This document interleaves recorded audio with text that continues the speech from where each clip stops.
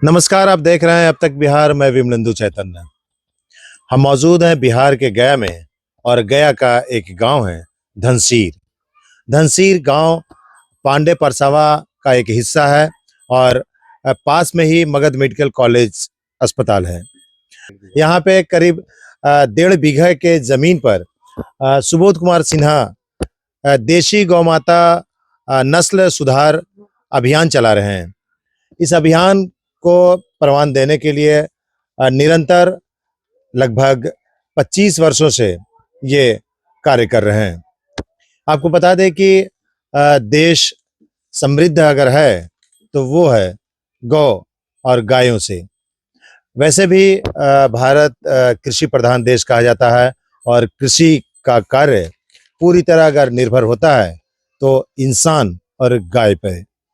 गाय और इंसान का अनुनाश्रय संबंध है और इस संबंध को समझाने के लिए सुबोध कुमार सिन्हा हमारे साथ जुड़े हुए हैं। ये पिछले कई वर्षों से लगातार देशी गौ नस्ल सुधार अभियान चला रहे हैं और इस बाबत धनसीर में आज हम इनके विहंगम कैंपस में आए हुए हैं, जहां करीब 1.5 बीघे के भूखंड पर लगभग 12 गायें यहाँ पे ये पाल रहे हैं। भविष्य में इनकी और भी बड़ी योजना है। इसके साथ ये पिछले कई वर्षों से लगातार देशी गायों पर शोध कर रहे हैं। सुबोध जी, क्या कहना चाहेंगे? सबसे पहले तो मेरा नाम सुबोध कुमार सिन्हा है। एज ए प्रोफेशन हम माइनिंग इंजीनियर हैं और बहुत सारे जॉब किए। तो उसके बाद जब हम 6-7 साल पहले की बात है, सभी गाय को एक समान हम देखते थे, लेकिन जब देखे कि गाय भी हमारे भारत में 2 प्रकार की है, तो फिर पता चला कि जो एक जर्सी गाय है, एक देहाती गाय है, भारतीय मूल की गाय है। तो दोनों में हम काफ़ी जब गौर किए, जब काफ़ी रिसर्च किए, तो पता चला कि ये तो जो फ्रीजियन और जो बाहरी की गाय है वो गाय है ही नहीं। हमारा मूल गाय है, जो देसी गाय है, वो रियल में हमारी गौ माता वही है। उस पर जब हम रिसर्च किए तो काफ़ी हमको बहुत अंतर मिला और अंतर हर मामले में अंतर मिला। जब उसकी गाय के हम नज़दीक आए, गाय को जब अपने घर में लेके आए, जब हम सेवा चालू किए, तो दोनों में बहुत आसमान जमीन फर्क पाया। फर्क ये था कि उसकी दूध की क्वालिटी सबसे पहले तो दूध की क्वालिटी में इतना फर्क है कि ये दूध का कलर और कलर में ही सबसे पहले फर्क है। देसी गाय का दूध एकदम हल्का येलोइश होता है और जर्सी गाय का दूध देखिएगा कि बिल्कुल सफेद, कागज की तरह सफेद होगा, जो कि देसी गाय का दूध में एक ऐसा तत्व नहीं पाया जाता है जो कि हमारे शरीर को बहुत फायदा करता है। जो फ्रीजियन गाय है उसमें एक BCM7 नाम का एक केमिकल पाया जाता है जो कैंसरस है, जो उसको दूध को सेवन करने से सबसे पहले तो वो टेहुना में दर्द होते होते होते वो कैंसर का रूप, अंत में कैंसर का रूप पकड़ना ही पकड़ना है। इसलिए वो जर्सी गाय की दूध वो दूध ही नहीं है, एक्चुअली वो सुअर का ब्रीड करके इस तरह से मिलाया गया, वो उसके लिए गाय ही नहीं है। उसको गाय लाया गया और श्वेत क्रांति के तहत बहुत बड़ा भारत को जाल में फंसाया गया। उसके बाद उस दूध को ज़्यादा से ज़्यादा किसान को दूध के ख्याल से उसको भ्रमित किया गया, लेकिन मूल जो हमारे भारत वंश की जो गाय है, रियल में गाय वही है। तो इसके विषय में हम एक चीज़ कहना चाहते हैं कि जब हमारा महात्मा गांधी से जब भारत हमारे आज़ादी की स्थिति में था 1946 में, तो माउंट बेटन उसमें भारत का गवर्नर था, जो महात्मा गांधी से पूछा कि बापू, आप तो भारत आज़ाद होने की स्थिति में है, तो भारत आज़ाद होने के बाद आप क्या करेंगे, सबसे पहले आप क्या करेंगे? तो महात्मा गांधी बहुत सीरियस होकर इस सवाल का जवाब दिए कि सबसे पहले भारत आज़ाद होने के बाद मैं सबसे पहले भारत में जितने भी कत्ल खाना है उसको मैं बंद करवाऊंगा। हाँ, ये गांधी जी का स्टेटमेंट है, ये ऑन रिकॉर्ड है। आप पार्लियामेंट में इसका लाइब्रेरी में ये ऑन रिकॉर्ड है, सब आप इसको ले सकते हैं, निकलवा सकते हैं। तो माउंट बेटन को बड़ा आश्चर्य हुआ कि ये इतनी बड़ी बड़ी भारत में समस्या है, बेरोजगारी है, ये है वो है, भुखमरी का स्थिति है, दंगा फसाद है, हिंदू मुस्लिम का दंगा होते आया है, तो आप ये सब समस्या को आप नज़रअंदाज करते हुए आप कत्ल खाने को बंद करवाएंगे? तो ये समझ में नहीं आया हमको, बहुत आश्चर्य की बात है। बड़ी, इससे बड़ी बड़ी समस्या है भारत में। तो महात्मा गांधी जी बोले कि ये बड़ी बड़ी समस्या तो है, इससे बड़ी बड़ी समस्या है, लेकिन अगर कत्ल खाने बंद करवाने से उस बड़ी बड़ी समस्या का समाधान हमको इसी से मिल जाएगा, वो बंद कराने से। तो इतनी बड़ी बात, बहुत बड़ी बड़ी बात, सीरियस बात की। तो बोले, माउंटबेटन बोले कि मैं इसको अखबार में डाल दूं, ये ऑन रिकॉर्ड है, पार्लियामेंट का वो जो लाइब्रेरी है उसमें ये ऑन रिकॉर्ड बुक है, उसमें आप पढ़िएगा तो निकलवा सकते हैं उसको। तो बोले हाँ दे दीजिए इसको। और पूरे सबसे पहले ये अखबार इंग्लैंड में छपा, ये दोनों का वार्तालाप कि 46 में। तो बोले कि आप 1946 में तो माउंटबेटन बोला कि हाँ अर्थव्यवस्था तो आपका बिल्कुल गिरा हुआ है, तो आप कत्ल खाना क्यों बन गए। तो अंग्रेज क्या किया था कि 250 वर्षों में 350 कत्ल खाना खुलवाया था, 350। सबसे पहले कलकत्ता में खुलवाया था, वो मीर जाफर के साथ वो जो प्लासी का जो युद्ध हुआ था, उसके बाद वो कत्ल खाना सबसे पहले वहीं कत्ल खाना खुला था। महात्मा गांधी का विचार का क्या हुआ, जब वो कहते थे कि हम गाय को कटने नहीं देंगे, कत्ल खाना बंद करवाएंगे, तो आज महात्मा गांधी जब 30 जनवरी 1948 को जब गांधी जी यहाँ से चले गए, उनको विचारों का क्या हुआ, उनको विचारों को मार डाला गया। मरा नहीं विचार, उनका विचारों को मार डाला गया। तो आज ये तमाम कत्ल खाना खुलेआम चल रहा है, गाय कट रही है, हिंदू के घर से गाय जा रही है, गाय बछड़ी जा रही है, हिंदू हाथ में पकड़ा दे रहा है, कसाई को बुला करके पकड़ा दे रहा है कि 2000 3000 2000 3000 में, इस तरह से। तो ये बहुत दर्दनीय कहानी है, बहुत दर्दनाक है, इसको बंद होना चाहिए। हम तो एक छोटा सा कोशिश है हमारी कि इस तरह का मुहिम छेड़ करके इस चीज को बंद किया जाए। तो गांधी बेचारे को ये अंग्रेज सरकार 250 साल में 350 कत्ल खाना खुलवाया था। एक चीज ये जानना हाँ, चाहेंगे सूरज जी कि जब अंग्रेज कत्ल खाना नहीं, वे गांधी जी बोले कि कत्ल खाना को बंद करेंगे, तो स्थिति ये थी कि उस समय आर्थिक स्थिति मजबूत नहीं थी। बिल्कुल बिल्कुल। तो ऐसे में अर्थव्यवस्था को मजबूत करने के लिए गायों को कैसे सहारा बनाया गया, और गाय के माध्यम से क्या क्या चीजें शुरू की गई, जिसका आप अभियान का हिस्सा भी आप हैं, क्या क्या चीज कर रहे हैं गायों के, देशी नस्ल की जो गाय हैं उनके माध्यम से। हाँ, इस बात पे हम बता रहे हैं कि इससे अभी एक चीज से पहले थोड़ा सा और हम कुछ इससे बात करना चाहते हैं कि ये गांधी जी कहते थे कि हम सनातनी हिंदू हैं। गांधी जी ये कहते थे कि सनातनी हिंदू हम हैं। तो किसी ने पूछा सनातनी हिंदू क्या होता है, तो सनातनी हिंदू क्या होता है आप भी बता सकते हैं, क्या होता है बताइए जरा। नहीं जानते सनातनी हिंदू। महात्मा गांधी फिर पुनः बताया कि सनातनी हिंदू का मतलब है कि पूर्ण जन्म में जो विश्वास रखता हो, पूर्व जन्म में जो विश्वास रखता है।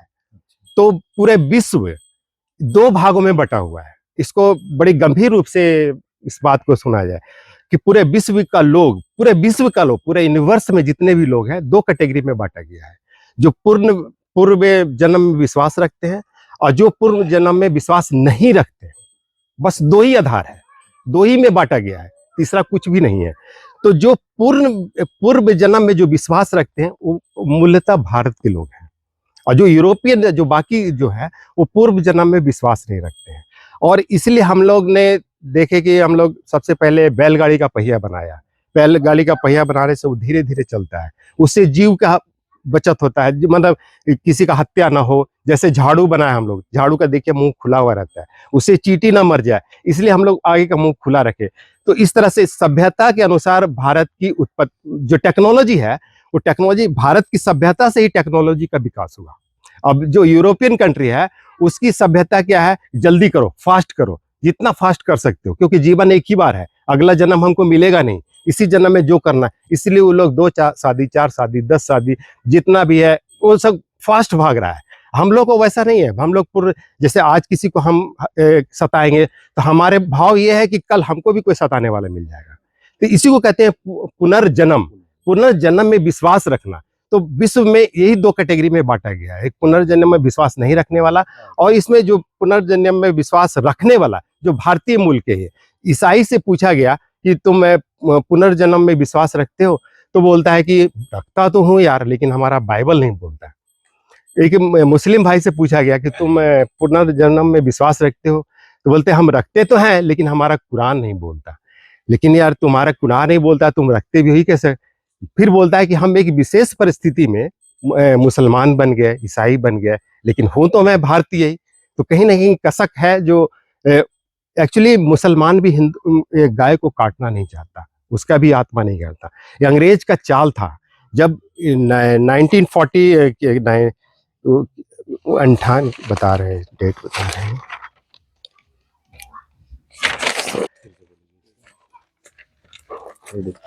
1894 से पहले आज तक हिंदू मुस्लिम में दंगा फसाद नहीं हुआ।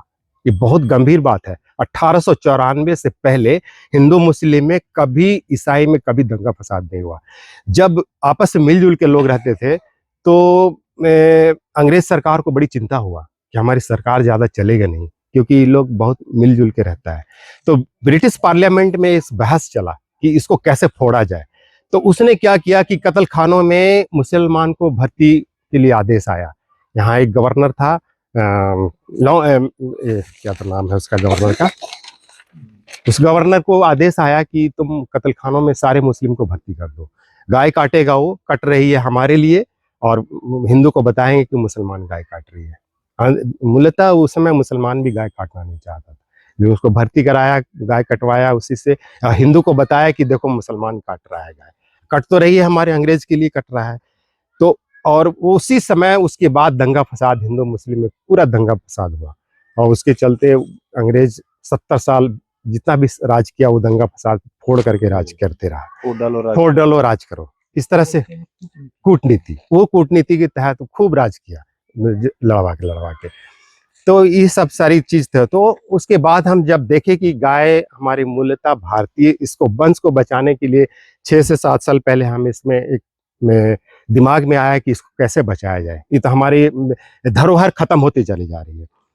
तो हमने कोशिश किया, एक छोटी सी कोशिश है हम इससे गौ माता को बचाने का। जब इसके संपर्क में आए तो देखे कि हमारा अचानक घर का पूरा माहौल ही चेंज हो गया, सिर्फ गाय को हमारे दरवाजे पे लाने से। एक समय ऐसा था कि एक ही साल में मेरी माँ और बहन दोनों चली गई, ऐसा स्थिति था। तो उस समय ऐसा स्थिति था कि घर बेच दिया जाए, ये कर दिया जाए, घर खराब है, बहुत सारे सारे सवाल बीच में आने लगे। तो फिर अचानक ऐसा कुछ हुआ कि हम गाय के संपर्क में आए, तो पता चला कि गाय भी 2 किस्म का है, एक देसी और विदेशी। तो देसी हमारा मूल वंश है, तो उसमें हम थोड़ा सा कोसी इंटरेस्ट लिए काम करने लगे। तो सीखते सीखते हम गौमूत्र से बहुत सारे काम करने लगे, बहुत सारी दवाइयाँ, 40 तरह का गौमूत्र से हम दवाइयाँ बनाने लगे, गोबर में काम किए, खेती में काम किए, बहुत सारे। आज कम से कम 60 से 70 प्रोडक्ट हमारे पास है, जो अभी यहाँ डेवलप हो रहा है धीरे धीरे। इसकी बहुत सारी धीरे धीरे हम कोशिश का, अभी डेमो भी दिखाएंगे, गौमूत्र का डेमो भी दिखाएंगे, और गोबर का भी डेमो दिखाएंगे, कितनी ताकतवर है वो दिखाएंगे आपको। ऐसे प्रत्यक्ष जो भी मैं बोल रहा हूँ, प्रत्यक्ष बोल रहा हूँ। और इस तरह से, तो इस तरह से मेरी भाव है। और बाकी आगे एपिसोड में और भी बहुत सारे कुछ तैयारी के साथ समाप्त किया जाए। तो अभी आप डेमो दिखाने वाले अभी हम डेमो दिखाएंगे, आज के सेशन में, आज के सेशन में हम डेमो दिखाएंगे। और कुछ कैलकुलेशन हम करना चाहते हैं, सॉरी थोड़ा सा एक कैलकुलेशन करना चाहते हैं कि एक गाय अपने जीवन में कितना रुपया दे सकती है। ये हम थोड़ा सा आने वाले पब्लिक को दिखाना चाहते हैं कि एक गाय अपने जीवन, देखिए आज की जो गौ को 2000-3000 में कसाई को बेच रहे हैं, जो कसाई को दे रहे हैं कि 2000-3000 मात्र रुपया में, एक गाय अपने जीवन में कितना रुपया दे सकती है, वो आज मैं साबित करके बता रहा हूं आपको। एक गाय दिन भर में 5 केजी गोबर करती है। हाँ ना में सहमत बताइएगा। 5 केजी, हम 5 केजी से ले रहे हैं। एक गाय संपूर्ण 5 केजी गोबर करती है ना। उसको हम 1 केजी का कीमत हम 10 रुपया मानते हैं, कम से कम ले रहे हैं, इससे ज्यादा हम ले रहे हैं। कैलकुलेटर तैयार रखिएगा सर थोड़ा। कितना हो गया सर एक दिन में? आपका 50 हो गया, 5 मतलब पर, हाँ 50 रुपया हो गया, 50 के हिसाब से हो गया। हम 100 रुपये लेके चले थे, 50 रुपया एक दिन में हो गया। 30 दिन में निकालिए, 300 हो गया, 1500 हुआ ना। अच्छा हाँ 1500 हो गया, ठीक है 1500 हुआ, 1500 सही है, हाँ ठीक है ओके। सही है। अब इसको 1500 12 में निकालिए, एक साल का कितना हुआ? 18,000, ठीक है। अब 18,000, एक गाय 25 साल जिंदा रहती है, 25 साल जिंदा रहती है एक स्वस्थ गाय। 25 से मल्टीप्लाई करिए, 4,50,000, 4.5 लाख, ठीक है। इतना रुपया आपको सिर्फ गोबर से मिला, सिर्फ गोबर से मिला, बाकी दूध छोड़ दीजिए, दूध तो हम बोनस मान रहे हैं उसको। अब आप गाय कितना में बेच रहे हैं? 3,000 में, मात्र 3,000 में। भी खाने का खर्चा भी निकाल दूंगा, घबराइए मत, खाने का खर्चा भी निकाल दूंगा। अब आइए, अगर आप बहुत इंटेलिजेंट हैं, इसको मिटा दें, मिटा दें सर, हाँ मिटा दीजिए। इसको मिटाएं, थोड़ा नीचे आ जाते हैं। अब गौमूत्र से आइए, ये गोबर से हो गया, गौमूत्र से आइए। आप बहुत अगर थोड़ा सा इसमें टैलेंट दिखाइएगा तो 5 लीटर आपको गौमूत्र पर डे एक गाय से मिल जाएगा, 5 लीटर एक गाय से मिल जाएगा। और अगर मैं किसान से कहूं तुमसे मैं 5 रुपया में खरीद लेता हूं, 5 रुपये लीटर में मैं खरीदूंगा, हमारी ऐसा संस्था दवाई बनती है, चल मैं 5 रुपया में आपसे खरीद लूंगा, ठीक है। तो आपका कीमत कितना हो गया? 25 रुपया पर डे हो गया, पर डे हो गया। उसको 30 से मल्टीप्लाई करिए, एक महीने का 750, उसको 12 से करिए, एक साल का 9,000 होगा, 9,000 होगा, 9,000 होगा। इसको 25 से मल्टीप्लाई करिए, 2,25,000, 2,25,000। ये गौमूत्र से बता रहा हूं, ठीक है। और दूध का तो छोड़ दीजिए, उसको बोनस मानिए, 6 महीना 7 महीना जो 8 महीना दूध देती है उसको हम नहीं जोड़ रहे हैं, उसको खाना खुला के छोड़ दिए, उसका गाय खाना खा लेगी। तो और इसको जोड़ दीजिए, 6,75,000। और भी टैलेंट अगर इसमें दिखाते हैं तो आप गोबर की खेती, गोबर जैविक खाद बना सकते हैं। एक लीटर में 30 रुपए में बेचता हूं। अब जोड़ लीजिए कि कई 1 लाख रुपए हमको दे सकती है। 1 किलो गोबर में मैं 5 लीटर बनाता हूं मैं जैविक खाद, और 30 रुपये लीटर बेचता हूं मैं। कैलकुलेटर फेल हो जाएगा सर, कैलकुलेटर फेल हो जाएगा, उसको जोड़ नहीं पाएगा कैलकुलेटर पे, उसका रेशियो भागते जाएगा ना, कितना बड़ा अंक आएगा उसका ये अंदाजा नहीं है। उसका ratio जो है ये तो ना, मैं मिनिमम बता दिया मैं। ये कैलकुलेशन जो है ना, मिनिमम जो 3,000 में जो गाय को कसाई को बेच रहे हैं, ये कैलकुलेशन दिखाइएगा, लोगों को दिमाग हिल जाएगा। और जितना कसाई खाना 5 साल अगर इसमें काम कर रही है तो कत्ल खाना ना बंद हो गया तो मेरा नाम नहीं। तो सर ये कहना है कि ये कत्ल खाना बंद कैसे होगी जब तक हमारे हाँ, बिहार के गवर्नमेंट कुछ नहीं करने जा रहा है। सुन लीजिए मेरी बात, गवर्नमेंट कुछ नहीं करने जा रहा, आपको सहयोग भी नहीं करने जा रहा है। सुन लीजिए मेरी बात, गवर्नमेंट 1 रुपया भी आपको मदद नहीं करने जा रहा है। आप अपने आप को ही मदद करें तो ही बच सकती है गाय। जन जागृति सबसे सुंदर, ये हो गया ना कि जनता में जागरूक, हाँ, जनता में जागरूक, जनता में जागरूक हाँ। होना बहुत जरूरी है। आप और कहिएगा कि जनता में अगर जागरूक सरकार नहीं कत्ल खाना बंद करने जा रही है और आप कभी जिंदगी में आपको मदद नहीं मिलने जा रहा है। हो, आपका कहना बिल्कुल सही हाँ है। हाँ, ये कैलकुलेशन समझ में आ गया। ये तो समझ में आया। सवाल बीच में उठे तो एकदम पूछिए। हाँ पूछिए, हाँ मन बिल्कुल, में- हाँ मन में इरिटेशन नहीं। हाँ, सरकार उनका भी पक्ष रख, एक आंकड़ा जुड़वाया जो कैलकुलेटर फेल हो गया अभी तुरंत। हमारे उत्तर प्रदेश के जो सीएम हुए माननीय श्रीमान आदित्यनाथ योगी जी, जो उनका कहना था कि भारत एक कृषि प्रधान देश है, ठीक है, और गौ को राजमाता भी घोषित किया गया। तो उन्होंने गौ को यानी हत्या को रोकने के लिए लीगल एक्शन लिए, और एक्शन लिए तो ये बात कहाँ तक पहुंची, आगे तक पहुंची। उसके बाद फिर ये बात जनता तक आई, तो कहीं ना कहीं उत्तर प्रदेश में कत्ल खाना को इस पे पाबंदी लगाया गया है, ठीक है। और ये हमारे न्यूज में भी आया, न्यूज के माध्यम से जनता भी देखें, तो जनता को भी लगा कि नहीं हमारे उत्तर प्रदेश का जो सीएम है बिल्कुल अच्छी काम कर रहे हैं। तो ठीक उसी तरह से हमारे बिहार के जो गवर्नमेंट हुए हैं, माननीय श्रीमान नीतीश कुमार जी, उनको भी इस गौ कत्ल को लेकर के लीगल एक्शन लेनी चाहिए। और जब तक उन्होंने कोई अगला कदम नहीं उठाएगा तो ये कत्ल कैसे रुकेगी।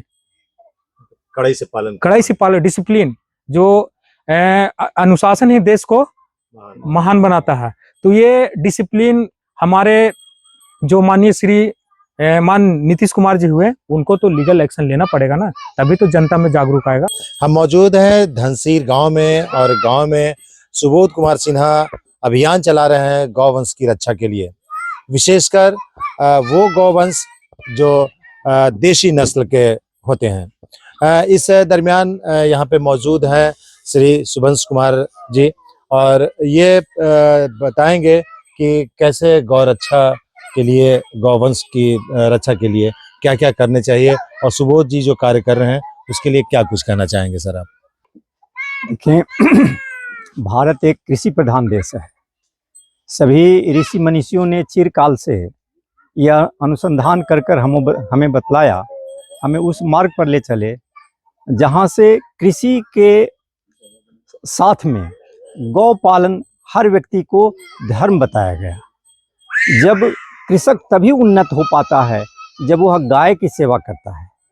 गाय गोवंश की सेवा यदि नहीं करेगा तो फिर कृषि हमारा बंजर आज होता जा रहा है, और परिणाम स्वरूप हम विदेश से अपने अधिकाधिक खाद मंगाकर देसी पैसे को हम बर्बाद कर रहे हैं, नष्ट कर रहे हैं, और भारत के कृषि को भी हम बर्बाद कर रहे हैं। इसलिए यदि उर्वरा शक्ति को जैविक शक्ति के द्वारा हम गोबर के माध्यम से, गोमूत्र के माध्यम से, गाय के अस्थियों के माध्यम से हम उसको उर्वर बना सकते हैं, और इससे हमारा देश उन्नत होगा, परिवार का संरक्षण होगा। गांव आज उजड़ता जा रहा है। यदि गांव को फिर से पुनर्जीवित करना है तो हमें गोवंश पर काम करना ही होगा, हर जन तक पहुंचना होगा। सरकार को अच्छा है कि सरकार सहयोग करे, यदि सरकार सहयोग न करे तो निश्चित रूप से हमें आगे बढ़ना चाहिए। जहाँ पर हमारे यहाँ विदेह राजा जनक हल जोता करते थे, आज दुर्भाग्य हमारा विदेशी शासकों की वजह से, विदेशी गुलामी की वजह से आज हल जोतना छोटा कार्य माना गया, जबकि यह पवित्र कार्य है। भारत माता की सेवा, भूमि की सेवा यदि करनी है तो हमें हल जोतने के लिए सीखना पड़ेगा और गाय का संरक्षण करना पड़ेगा, क्योंकि कृषि गो पर आधारित है और गाय कृषि पर आधारित है। हमारा जीवन कृषि पर आधारित है। इस प्रकार से हम एक दूसरे से इस प्रकार जुड़े हुए हैं जैसे पति और पत्नी एक दूसरे से जुड़ी होती है और पूर्णांग बनती है। पति के बिना पत्नी अधूरी होती और पत्नी के बिना पति अधूरा होता है। कृषि के बिना गो पालन अधूरा है और गो पालन के बिना कृषि अधूरा है। इसलिए हमें अधिकाधिक संकल्प लेकर गांव-गांव, घर-घर लोगों को जागृत करना पड़ेगा। आज अफसोस है कि लोग कुत्ता तो पालन करते हैं लेकिन गाय पालन नहीं करते, जबकि गाय से दूध ही नहीं, उसका पंचगव्य से लेकर के अनेक औषधियां बनाई जाती हैं। आज गोबर को छूना अपवित्र माना जा रहा है, जबकि गोबर में भगवान होते हैं, गाय में 33 कोटि देवी देवताएं होती हैं और इससे हमें आशीर्वाद मिलता है, व्यक्ति स्वस्थ होता है। आज बीपी पेशेंट से लेकर के डायबिटीज और कितने लोग ग्रसित होते जा रहे हैं, इसलिए कि वो गाय की सेवा भूल गए। गांव के लोग देखें, कोरोना ने यह सिद्ध किया कि आज उनकी जीवनी शक्ति सर्वाधिक अधिक है। गांव के चिकित्सक, शहर के चिकित्सक भी अनेक गुजर गए कोरोना में, लेकिन गांव के वो गरीब किसान नहीं मरा जो गांव के सेवा पर आधारित जीवन ये करता था। तो यह कोरोना सिद्ध कर दिया, जिसे हम आज हंसते हैं, जिस दलित को हम पीछे कहते हैं, अरे भाई वह दलित हमारा पैर है, उसी पर पूरा समाज खड़ा है, वह छोटा नहीं होता, यह समाज का, राष्ट्र का वह धुरी है, वह आधार लिए हुए है। जिस प्रकार यह धरती को शेषनाग आधार लिए रहती है, शेषनाग के मस्तक पर यह धरती टिकी होती है, हम आज दलित भाइयों के आधार पर पूरा देश टिका हुआ है। इसीलिए किशोर कुणाल जी, बड़ी पुस्तक उन्होंने अच्छी लिखी, उसका नाम है दलितो देवो भव। कभी हमारे यहाँ कहा गया था मातृदेवो भव, पितृदेवो भव, आचार्य देवो भव, लेकिन आज यदि सबसे बड़ा पवित्र है तो दलितों देवो भव, जिनका शोषण राजनीतिक पार्टियां दलित को छोटा छोटा छोटा कहते हुए और उनका शोषण किया जा रहा है। लेकिन सचमुच वह हमारे लिए भगवान हैं, जो सबको आधार दिए हुए रहते हैं। वह पैर छोटा नहीं है। पैर से तुलना करके राजनीति वाले उन्हें क्या हतोत्साहित करते हैं, तुम छोटा हो, तुम नीचे हो, तुम नीचे हो, लेकिन ऐसी बात नहीं है। पैर यदि न रहे तो पंगु वह जीवन में कुछ नहीं कर सकता। पैर ही हमारे पूरे शरीर को, मस्तिष्क को आधार दिए रहता है। इसलिए सिर का चिंतन और मस्तिष्क का चिंतन वहां जाता है जहां पैर डेग रखता है। हम एक दूसरे से जुड़े हुए हैं, हम अलग नहीं हैं, एक दूसरे के बिना नहीं जी सकते हैं। इसलिए किसी को छोटा नहीं कहा जा सकता, किसी को बड़ा नहीं कहा जा सकता। भोजन यदि हम करते हैं तो वह भोजन का रस मस्तिष्क को भी मिलता है और पैर को भी मिलता है। तो ऐसे ही पूरी सृष्टि, पूरा समाज एक दूसरे से जुड़े हुए हैं, एक दूसरे से बंधे हुए हैं। कोई न छोटा है न कोई बड़ा है। पांचों उंगलियों का उदाहरण देकर हम किसी को हतोत्साहित करते हैं कि आप, लेकिन यह देखें उंगलियां 5 अलग अलग आकार शेप जरूर लिए रहती हैं, लेकिन सब में पीड़ा बराबर होती है। किसी उंगली को काटें तो पीड़ा कम और ज्यादा नहीं होती, सेम पीड़ा होती है, समान पीड़ा होती है। आकार यदि समान हो गया तो ये सृष्टि चलेगी ही नहीं। सब यदि विद्वान हो जाएंगे तो घर का काम कौन करेगा? तो ये इसका घर का काम करने वाला छोटा नहीं है, और जो विद्वान हो गया तो वो बड़ा नहीं है। आजादी में, संविधान में यह व्यवस्था नहीं हो सकी। गरीबों का आज स्वीपर को, झाड़ू लगाने वाले को उतना ही पेमेंट मिलना चाहिए जितना कि इंजीनियर को पेमेंट होता है, जितना कि डॉक्टर का पेमेंट होता है। यह संविधान में अन्याय किया गया। जो गरीबों को पेमेंट 5 रुपया दिया गया या 5,000 दिया जाता है, और अमीरों को या जो थोड़ा पढ़ लिख गए उनका 5 लाख, 4 लाख, 2 लाख ये पेमेंट मिलता है। ये सब सरासरी अन्याय इस संविधान में किया गया, जबकि बराबर होना चाहिए। यही हमारे यहाँ राम राज्य में आध्यात्मिक साम्यवाद था, जहां पर चाहे छोटे हो या बड़े हो, है ना, वहां पर सबका समान दिया जाता है। 19-20 हो सकता है, संभव है, लेकिन 2-20 नहीं संभव है। किसी को 5,000, 10,000 पेमेंट हो और किसी को 5 लाख या 4 लाख पेमेंट हो, यह संभव नहीं है, यह अन्याय है। ये इससे सब भारत सरकार, बिहार सरकार को सीखना चाहिए, समाज को जागृत रहना चाहिए। और गरीबों को आप शिक्षा न देंगे तो फिर क्या होगा? उन्हें हम शिक्षित करें, किसानों को शिक्षित करें और श्रमशील बनाएं। जो पढ़े लिखे हैं लोग हैं, आज बीमार हैं डायबिटीज से, बीपी से। क्यों? शरीर आपको श्रम मांगता है। आप श्रमहीन बन रहे हैं, कामचोर बन रहे हैं, हरामखोर बन रहे हैं।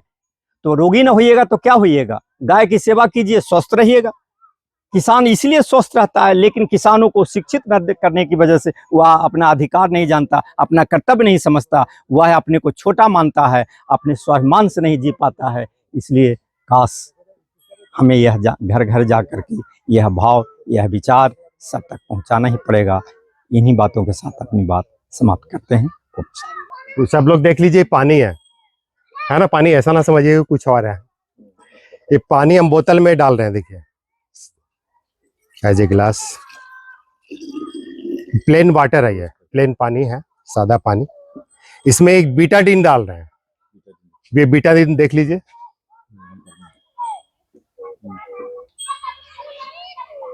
बीटाडीन क्लियर हो गया। ये बीटाडीन का मतलब है कि ये केमिकल है, ये 100% केमिकल है। जब हम शरीर में दवाई खाते हैं, कोई केमिकल खाते हैं, एलोपैथ दवा खाए या कुछ भी और खाए, केमिकल खाए, तो ये समझ लीजिए कि ये बॉडी है, एज ए थोड़ी देर के लिए मानिए ये अपना शरीर है, इसमें हम केमिकल डाल रहे हैं। इसका pH मान 7 है जी। हाँ, जो भी है इसका देखिए, ये जैसे समझ में आया कि ये बॉडी में हमारा केमिकल चला गया। दवाई खा लिए, अंग्रेजी दवाई खाए हम, या कुछ भी खाए, या दारू पिए, या जो भी खाए, ये एसिडिक हो गया। ठीक है, ये देखिए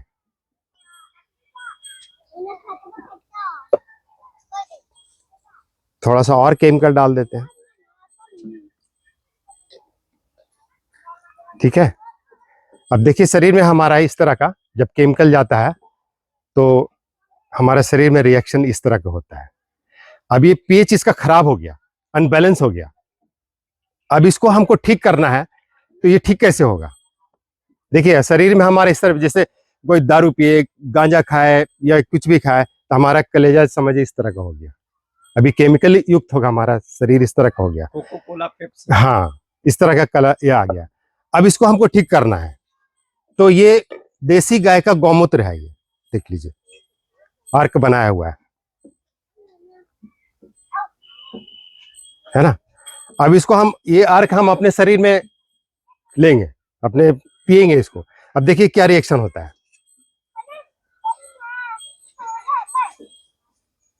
जब हम शरीर में ये पिए,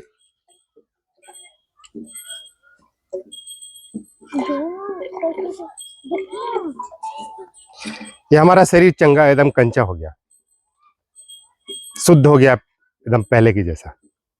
देख लिए,